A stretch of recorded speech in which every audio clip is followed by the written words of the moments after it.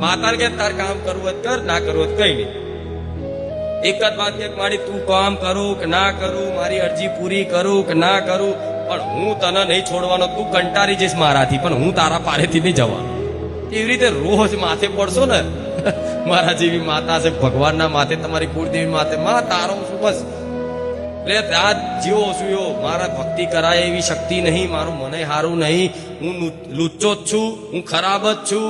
છતાંય તે માને એવી પ્રાર્થના કરવાની કે માં, અમે મનુષ્ય તો અમે મેલા છે, અમે અમારા બળથી સુધરવા જઈશું તો આ જન્મ નહીં, જન્મો જન્મ થઈ જશે અમે સુધરવાના.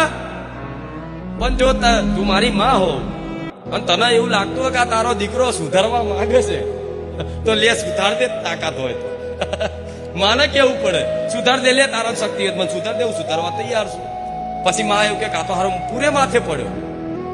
પછી માં ધીરે ધીરે ધીરે ધીરે એની પ્રોસેસ ચાલુ કરશે. એ પ્રોસેસમાં પણ પછી દુઃખી થઈને માને રિહામણા નહીં કરવા, દુઃખ વધાઈ દે. કઈક પરિસ્થિતિ એવી ઊભી થાય.